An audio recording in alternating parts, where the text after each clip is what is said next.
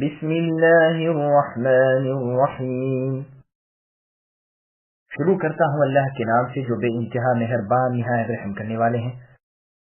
Well لکل ہمزۃ لمزہ الذی جمع مالا وعددہ یحسب ان مالہ اخلدہ کلا لینبذن فی الحطمہ وما ادراک ما الحطمہ نار اللہ الموقدہ التي تطلع على الأفئدة إنها عليهم مؤصدة في عمد ممددة۔ بڑی خرابی ہے ہر ایسے شخص کی جو عیب ٹٹولنے والا، غیبت کرنے والا ہو، جو مال کو جمع کرتا جائے اور گنتا جائے، سمجھے کہ اس کا مال اس کے پاس سدا رہے گا۔ نہیں، یہ تو توڑ پھوڑ دینے والی آگ میں پھینک دیا جائے گا۔ اب تمہیں نبی کیا معلوم کہ ایسی آگ کیا کچھ ہوگی؟ وہ اللہ تعالیٰ کی سلگائی ہوئی آگ ہوگی جو دلوں پر چڑھتی چلی جائے گی اور ان پر بڑے بڑے ستونوں میں ہر طرف سے بند کی ہوئی ہوگی۔ سامعین، اب ان آیتوں کی تفصیل سماعت کیجیے۔ چغل خوری کی مذمت اور برائی۔ اللہ تعالیٰ فرماتے ہیں زبان سے لوگوں کی عیب گیری کرنے والا، اپنے کاموں سے دوسروں کی حقارت کرنے والا خرابی والا شخص ہے۔ حماد مشاء بنمیم کی تفسیر بیان ہو چکی ہے۔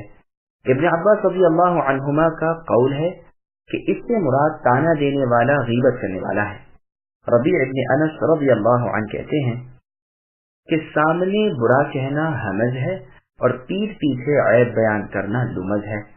قتادہ رحمۃ اللہ علیہ کہتے ہیں کہ زبان سے اور آنکھ کے اشاروں سے اللہ کے بندوں کو ستانا اور چڑھانا مراد ہے کہ کبھی تو ان کا گوشت کھائے یعنی غیبت کرے اور کبھی ان پر طعنہ زنی کرے۔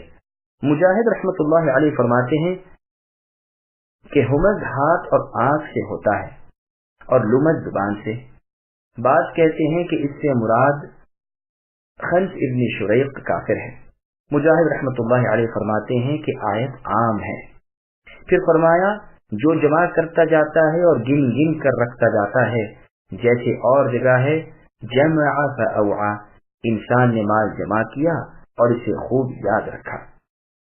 ناحق مال کمانے والے کے لیے ہلاکت و بربادی ہے۔ کعب رحمۃ اللہ علیہ فرماتے ہیں کہ دن بھر تو مال کمانے کی ہائے وائے میں لگا رہا اور رات کو سڑی بھوسی لاش کی طرح پڑا رہا۔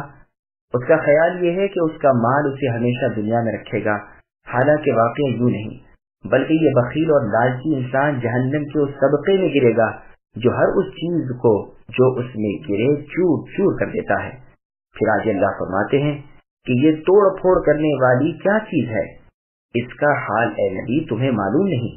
یہ اللہ تعالیٰ کی سلگائی ہوئی آگ ہے جو دلوں پر چڑھ جاتی ہے، جلا کر بھسم کر دیتی ہے، لیکن وہ مرتے نہیں۔ ثابت البنانی رحمۃ اللہ علیہ جب اس آیت کی تلاوت کر کے اس کا یہ معنی بیان کرتے تو رو دیتے اور کہتے کہ انہیں عذاب نے بڑا ستایا۔ محمد ابن کعب القرظی رحمۃ اللہ علیہ فرماتے ہیں کہ آگ جلاتی ہوئی حلق تک پہنچ جاتی ہے، پھر لوٹتی، پھر پہنچتی ہے۔ یہ آگ ان پر چاروں طرف سے بند کر دی گئی ہے، جیسے کہ سورہ بلد کی تفسیر میں گزرا۔ ایک مرفوع حدیث میں بھی ہے اور دوسرا طریق اس کا موقوف ہے۔ لوہا جو مثل آگ کے ہے، اس کے ستونوں میں یہ لمبے لمبے دروازے ہیں۔ عبداللہ بن مسعود رضی اللہ عنہ کی قرات میں بعامد مروی ہے، ان دوزخیوں کی گردنوں میں زنجیریں ہوں گی، یہ لمبے لمبے ستونوں میں جکڑے ہوئے ہوں گے اور اوپر کے دروازے بند کر دیے جائیں گے۔ ان آگ کے ستونوں میں انہیں بدترین عذاب کیے جائیں گے۔ ابو صالح رحمۃ اللہ علیہ فرماتے ہیں یعنی وزنی بیڑیاں اور قید و بند ان کے لیے ہوں گی۔ سامعین، الحمدللہ سورۃ الہمزہ کی تفسیر مکمل ہوئی۔